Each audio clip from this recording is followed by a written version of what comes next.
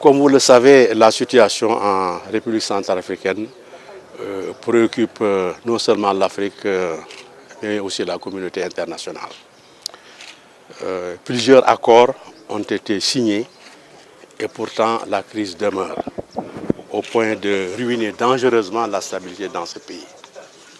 C'est la raison pour laquelle l'organisation de la conférence islamique a pensé qu'il fallait impliquer d'autres acteurs dans la société, les chefs religieux et communautaires qui portent la voix de la sagesse et qui sont écoutés en République centrafricaine pour aider sur une autre piste à aboutir à la paix en RCA.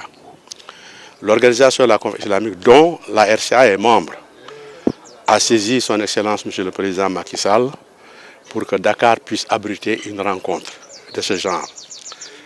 Le chef de l'État, préoccupé comme tout le monde de la crise en RCA, a tout de suite donné son accord pour que Dakar abritât cette rencontre.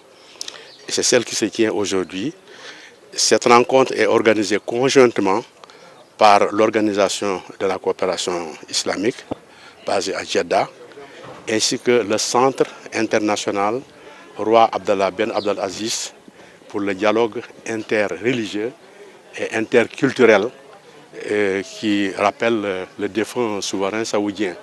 Ce centre a été créé dans le but de faire face, parmi les réponses, à l'extrémisme religieux. Donc ce sont ces deux organisations qui organisent conjointement cette table ronde de Dakar. Elles sont assistées par un réseau des acteurs religieux et traditionnels qui agissent dans plusieurs pays à travers le monde. Voilà donc les organisateurs de ces rencontres-là. Le Sénégal a été désigné pour donc abriter ces rencontres-là et j'étais le point focal chargé de superviser toutes les démarches nécessaires entre ces organisateurs et les services sénégalais, dont le ministère des Affaires étrangères, pour que la réunion se tienne dans de bonnes conditions. Aujourd'hui, nous sommes heureux de constater que tout le monde est là, les participants attendus sont là, y compris les observateurs étrangers, parce qu'il y a l'ONU à travers la MINUSCA, il y a l'Union européenne, il y a l'Union africaine, et tout cela contribue quand même à donner à cet aréopage une importance particulière. Bon, notre souhait, nous, en tant qu'État du Sénégal, c'est que la paix soit retrouvée en République centrafricaine. Nous ne sommes pas impliqués dans le fond du dossier, parce que nous ne sommes pas membres des comités qui s'occupent de cette crise. Nous sommes chargés de faciliter cette tâche et le président, préoccupé par cette situation, et vu l'importance qu'il accorde également à l'organisation de la conférence islamique, a donné son accord pour vraiment agir dans ce cadre-là pour que Dakar abrite la présente rencontre. Oui, c'est-à-dire qu'ils ont prévu 24 participants.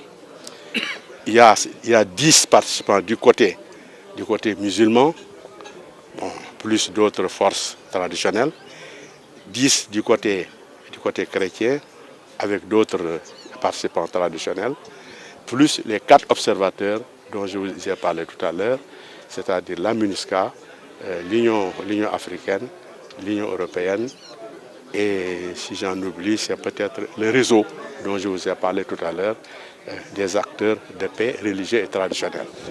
Voilà la configuration des participants à la conférence.